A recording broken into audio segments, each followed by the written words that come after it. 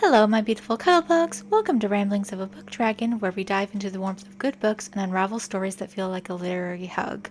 I'm Allie, your host, and I'm thrilled to embark on another cozy adventure with you.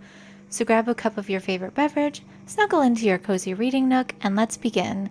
But before we do, please feel free to like, comment, and subscribe so that you won't miss a single episode. I really value your feedback and book recommendations. Now let's begin today's episode. Today I'm reviewing Empire of Shadows, written by Jacquelyn Benson and narrated by Alex Pickard. It's set in the Victorian era, and we follow a young woman archaeologist named Ellie Mallory, who, after having a teeny tiny little arrest, stumbles across a map to an ancient city that is pre-Columbian, and she's already a Spitfire. We see that from the very beginning of the job. We see that she has all these archaeological ambitions, but she stumbles across the map to a mysterious ancient city, and she thinks, oh, wait a minute, there's something going on here. What could this possibly be? What could this possibly be something bigger than what it really is? And lo and behold, as she's looking in these maps, because she worked as part of the map office beforehand in London in the British Archives, and she was fired from her job for this itty bitty little arrest that is just because she chained herself to the to Parliament's gates, whatever, it's no biggie. She gets arrested, and she sees this little book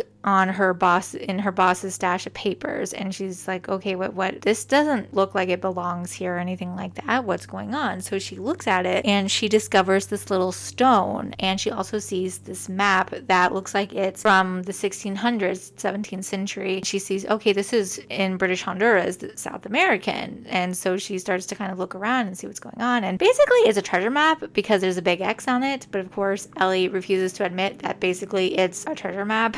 But it's a source of condition. It's a source for her with that. But it's giving her a chance to revolutionize pre-Columbian history, because there's all these ideas of ancient Mayan and all the ancient Mayan ruins that's all been discovered already. And she sees, okay, there's things on this little stone that look familiar but aren't quite the same thing. They're similar and yet different. So it's clearly not Mayan. It's not Aztec. Ooh, what is this? And then she's going to suggest to her boss to deliver it to the archaeologists to go ahead and go on this expedition, but then she hears that her boss is being attacked by this guy who's just a real thug, and he's like, okay, who has it? Where is it? And then her boss is a little worm who says, oh, it's Ellie Mallory, who must have had it because she was the last person that was in here. And this begins this whole great big chase through the city, and we kind of start to learn a little bit more about her, that she is upper middle class. She is single. She's a suffragette. Her best friend, whose name is Constance,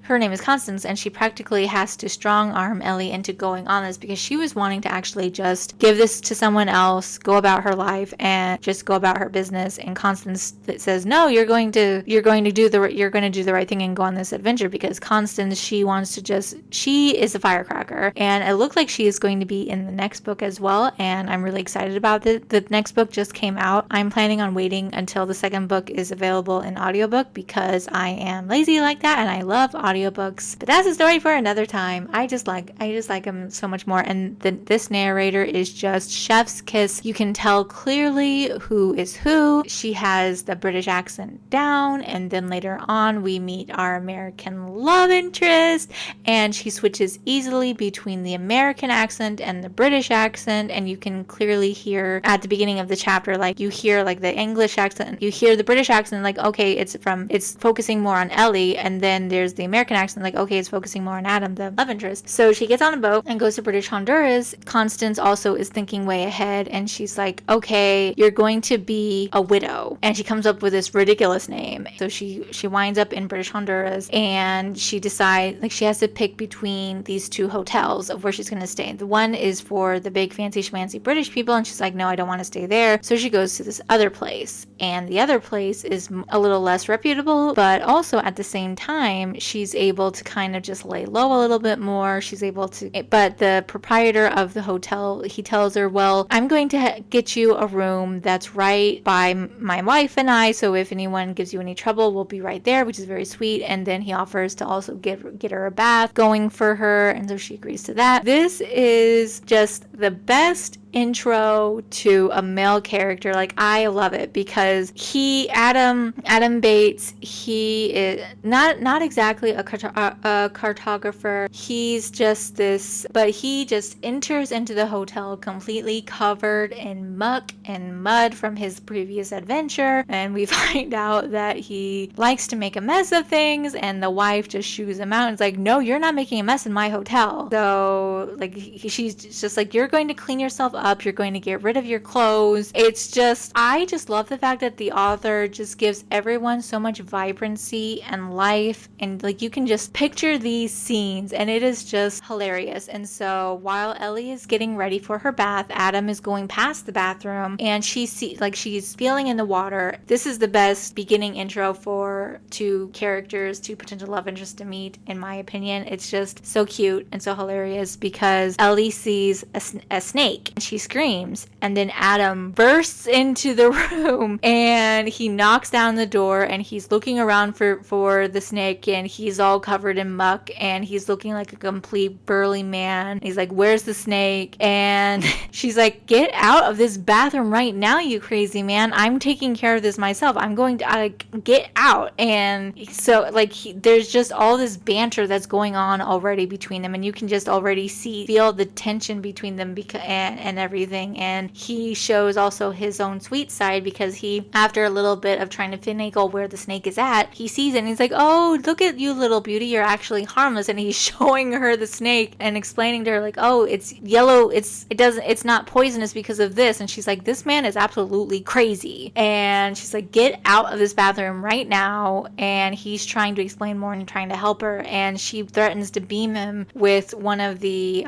towel racks. And it's just, I love it so much. It just, these types of books where it's full of sass and banter, and you already know it's going to be so good immediately between the two characters because of all the banter. It just makes my little heart go pitter patter. It's just amazing. Yeah, because he's going out and with everything. She meets with the wife of the hotel owner and asks, okay, who was that man? And she's like, oh, he's Adam Bates. He's harmless. He's fine. He's just a harmless little creature. He's all good. But we learned that one of the ways to be able to learn more about the other men is to talk to the local women to see like, okay, is he really a good man? That's how she winds up going to find the wife of the hotel, and it's just perfect. It's amazing. But he is a little bit of a heathen, but overall he's a good man. Just a little bit of a heathen. And he calls her princess to rile her up, and that's basically the way he calls her throughout the rest of the book, is just princess. And it's just so Draco Hermione coded, and I'm going to talk about that a little bit later as well, how it's just, I really hope the author of the book is a Draco Hermione fan, because I can just picture it, especially with the handsome wealthy daredevil, with the pretty studious brunette feminist, and the handsome wealthy daredevil who's technically given up his wealth. You can see it. Like, he's blonde, tall, strong, and she's the daredevil studious brunette who's really smart. It's really giving Draco Malfoy and the mortifying ordeal of being in love by Is This Self-Care. Please don't at me or come at me if you're not into Draco Hermione fanfiction. That is fine, to each their own. This is my ship, this is my fanfiction, and this is my podcast. So really, just you're missing out on God and or goddess tier, whatever floats your boat. Goddess tier fanfiction. It is the best of the best. It is hilarious with all the banter. If you love sass and banter and STEM research, you'll love it. Like, this book is all about STEM research, just 1800s Victorian era. Yeah, 1800s is Victorian era. It's STEM research from way back when, with getting into the beginnings of these things. And she's just so smart, and it's all like kind of in her head. And you see that with her, where Ellie is kind of just spouting out these facts of archaeology and of Mesoamerican culture and of these these different Mayan situations, and she starts to kind of think about it more, and it's like, oh, like she's worried at first because she's so used to men kind of like side-eyeing her for being too smart, and you even still see that in today's society. And it's nice the fact that Adam is kind of like, wow, you are so smart, your big brain is gonna get us out of this, which is what happens later on, and I just love it. But later on, so the man that was chasing her earlier, his name is Jacobs. He is really, really creepy. But later on, she gets kidnapped by him,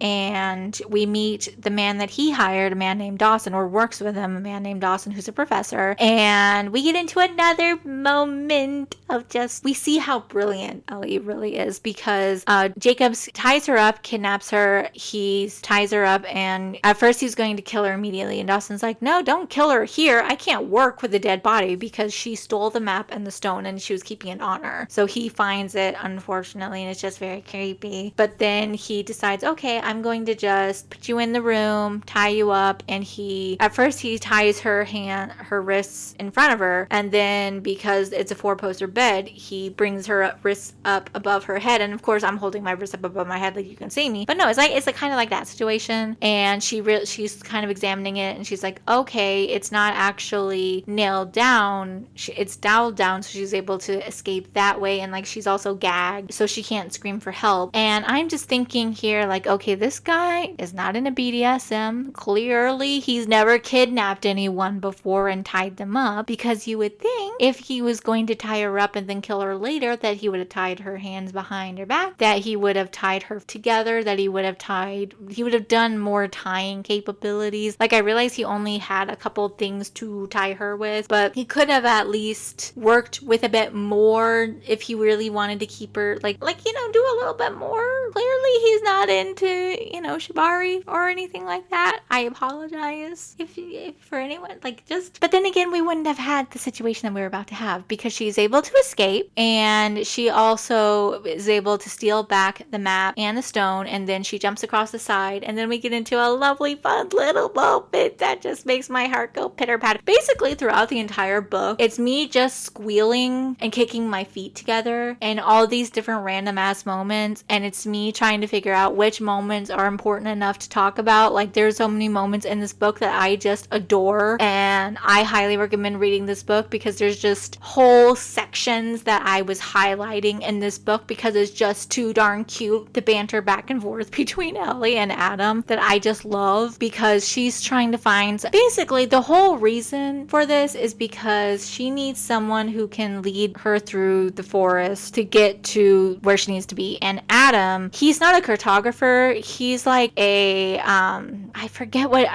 didn't write it down, obviously, because why would I do that? That would be too smart. But he's not a cartographer, he's like the assistant land writes something, but basically he writes maps, and he does a lot of map making, and he knows a lot of the land, and he's like really high up, and it causes a lot of confusion for people because he's American, and how dare an American do something with the British, blah blah blah blah blah blah blah. But she realizes quickly enough that he is the best man for the job, and she's kind of like trying to avoid asking him, and he's like, oh, I'm not going to help you at first. It's just too cute. And there's a scene earlier before she gets kidnapped where she's like, he's stalking her to figure out what she's doing, and she's talking to the other leaders, and both of the other two leaders are like, no, I'm not going to help you. And Adam finally figures out what's going on, and he's like, I'm not even at first he offers to help her, and then he immediately takes it back, and she kind of gives him a rude gesture, and one of the other guys in the area laughs, and he's like, why are you laughing? And he said, it's nice that you finally found a woman. It's like, yes, we finally found a woman. Like, just make a smile. I apologize for anyone who's listening. I don't apologize, but I do apologize because my voice keeps on rising up, and if you're listening, it's probably going really squeaky, and it's just too cute and funny, and it just makes my heart just go pitter patter. I love it so much. Just read the darn book. Just read it, because I'm just here squealing away like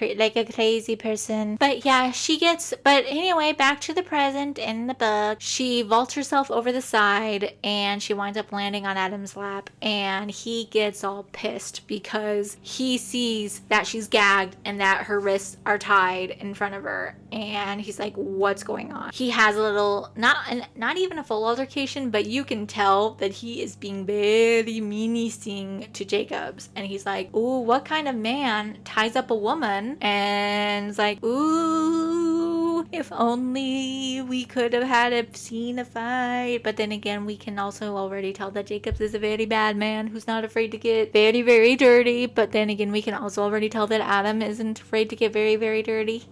But anyway, so they decide to leave, and he's like, okay, fine, princess, I'll take you with me. I'll take you on this journey. Otherwise, you're gonna get yourself killed by Jacobs and Dawson. So they get into his boat and they go up the river. This is just going to continue on and on and on with me rambling. Please don't mind me. But we find out in the course of them going upriver that he actually went to Cambridge with her stepbrother, and this would have been a fine opportunity for her to have told him she is actually not a widow, that she is related to her stepbrother who knew him way back when, except she kept it to herself. And this kept on gnawing at her because he had no idea that she was related to him, and we kind of don't really understand what's going on. Like, we understand because she would probably be worried that he would kind of turn this boat around and go back, because she is not a widow, she is a single woman, and back then that would have been very improper. As we see later on, he's like, oh, we got to get married because this is very bad, because this would ruin everyone's lives and reputations. But yeah, we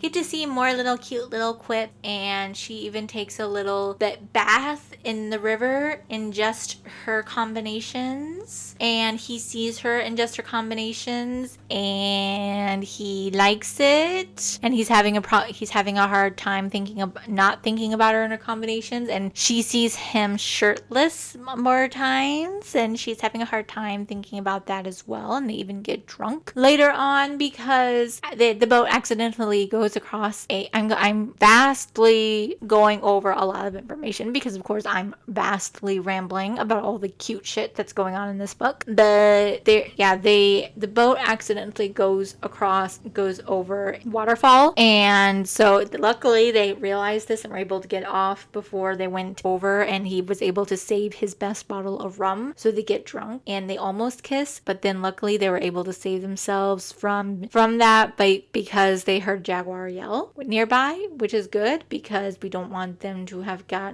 we wouldn't have wanted them to have their first kiss drunk, which is good. But then they're kind of just both kind of like, okay, was I picturing this or were we really about to kiss? Like, it's giving very Draco Malfoy. And there is a hilarious moment later on where he's like, no, why am I thinking of Ellie marrying another man like this, and why do I want to punch him? There's something going on here, something fishy, there's something weird here, but I don't know what it is and I don't have time to think about it. I love it so much. And she's kind of just like also kind of in her own head about it as well. But after that, they wind up at this Mayan village, and we meet a very important guy named Kuyuk, who's a priest. And we have so many cute little moments in this book that I wish I could go over them all, but we're already at like 21 minutes. So do I really want to continue to try to go over them all? Well, yes, but I really shouldn't. I'm probably going to try to actually just kind of skim over more of this a bit, I think, maybe just a bit. But yeah, it's very interesting, and it's nice that we kind of learn a little bit more also about what was going on in the different Mayan villages at the time with everything, and we kind of get a hint of what happened with Kuyuk, and we get some hints because he warns them away from what they're seeking because there's monsters. Hint, nudge, wink. And then, of course, right after they leave him, they get captured. And it turns out that it was by our bestest friend, Jacobs, and his men. And then Jacobs, unfortunately, uses Ellie by threatening to cut her up if Adam doesn't cooperate with helping Dawson with the map, because he is the one who drew the maps. He is the subject matter expert here. And so he keeps them separated for a bit. And Ellie is freaking out, and she's actually threatening to cause an explosion to try to get to Adam. And then Adam's like, you're not going to cause an explosion. Don't do that. No explosions. Because he helps Dawson with this, and Dawson's kind of starting to get a little fidgety. And it's like, oh wait, you're actually smart? What? And so like they're starting to kind of give little hints that there's something bigger going on here than just looking for this ancient city, that there is this mirror. And throughout all this time, Ellie is also having these random weird dreams, and she's having a really hard time sleeping as well. And so it's just a lot going on there as well with these weird dreams that she's not really remembering what's going on. But then as soon as she gets captured by Jacobs, he takes the stone back and he takes the map back, and weirdly enough, dreams go away and she's able to start sleeping again, which is weird. Hint, nudge, wink. But yeah, and so it's funny too, because she has these two guys guarding her, and the one is just one guy is guarding Adam, and she's kind of starting to make friends with this guy named Flowers, and she's starting to also make friends with the other guys, because most of them are just hired hands, and they're just like whoever's paying the money, they don't care, they're like whatever to all this. And so she's kind of making friends with them all, and we have all that going on. And we also learn more that Adam, he's worked with some of these men before, including this guy from Quebec named Lessard, and this Creole man named Charlie. And Charlie owed Adam a favor because he got him out of trouble with his wife. This happened when he tried to climb up a lighthouse when he was drunk and broke his arm. And so because he owes them his favor, and because they took away his machete and his gun, he's like, okay, I need you to get me back my machete, my knife. And it turned out that the machete was given to this guy who's from the Deep South, from the Civil War, and he clearly has had a couple of few too many close relations being married, because he's all bug-eyed and just a weirdo, just a weird kid. But they owe him the favor, and as soon as he sees that it's this kid who has his it's like the poor guy is like, oh, his poor machete was just being abused, just poor things. And then unfortunately there were also a couple of scary deaths at this point, because we see these two guys, they have these deep puncture wounds in their skulls and also in their chests and lungs. And one of the guys, it was like instant death, and then the other guy, he was alive long enough because it just pierced his lung to say it was the angel of death. So we're like, oh, what's going on here? This is getting freaky and everything, and it's just like, ooh, this is mysterious. And then as we're getting close, and then like more things are going on, and we get to the city finally, and Ellie is just having the time of her life. Like, I love this for her, and I just feel so sad that she had to find all of this with these idiots. Well, not idiots, bad men, bad men, because she is loving the fact that they had a paved road. And then she also discovers that they had an aqueduct system, and she's like, where did this come from? How did they do this? How were this all to happen? And it's just so crazy and cool, and this was so cool and just so wonderful. And with one of the really big things that was giving Draco Malfoy the mortifying ordeal of being in love vibes was the banter of the two idiots slowly falling in love, especially this little blurb. And this is what I was wanting to give, because it was at around this point. It was, Adam startled. Why was he fantasizing about beating the school teacher? The guy had never done anything to him. He didn't even exist. The conundrum of that left him with the creeping and uncomfortable sensation that he was missing something important. Something that stalked him like a jaguar in the fog. Well, whatever it was, he'd worry about it later. Right now he needed to focus on more practical concerns, like getting them to survive being captured by the baddies who were threatening to cut up Ellie. That's out of the quote. End quote. But it's just so funny. It's like, oh, I wish we had the full realization from him that he was falling in love with her. But, wow. And like, we got at Ellie's realization, which was just so cute. And it's like, just kiss, kiss, kiss. Like, you ever see like those things where it's like, just, I wish we could just smush them together and make them kiss each other. It's not till 78% of the book. But the professor fully believes that they're going to Toulon, which is an ancient, super ancient Mesoamerican place where the gods give to the ancient kings with gifts, and it's a myth. And then we're also seeing these hints about this ancient idea of hell with all this as well. And it was just nice, the fact that they were able to see everything that was going on. But it's definitely like we're really learning more about the why of this expedition, that it's very pro-Britain. Like he said, well-bred men are looking for this arcana because this mirror is able to see the past and the future, is able to see everything everywhere. They're able to just, it's very scary an idea here, because they like, it's all knowledge, it's everything that's going on here, and this is something that they think they know that they're going to be able to do together. And then like we're just learning all this, and it's just like, okay, so that's what's going on. And he's kind of freaking, and the professor's kind of freaking out of it, because it's like, where is it? Once they get to the top of the temple, it's like, where is it? We need to find it. And then we have a chase and there's more sassing between Adam and Ellie, as Ellie is quite angry with feminine rage, and that Adam is trying to protect her back, and they wind up dropping into a cenote, which is a deep, naturally created cavern, because he heard water, and they were tracked down by Jacobs, who was about to kill them. And then when they dropped into the cenote, they were able to follow the stream of water, and then they find out about what's going on, that they have accidentally entered into Shibalba, which is the ancient version of hell, and that it's this whole thing where it's these series of ritualistic tasks that they had to get through. And it sounds like these ritualistic tasks were about the proving of, like in the ancient myths, it was about like proving yourself, and then in the book it's about proving yourself to be able to get to the mirror, to be able to prove your worth of being able to see knowledge with all this. And so they're able to work together, and then each cavern has a different task. Like we have heat, razors, cold. They would have had jaguars, but the jaguars were all dead.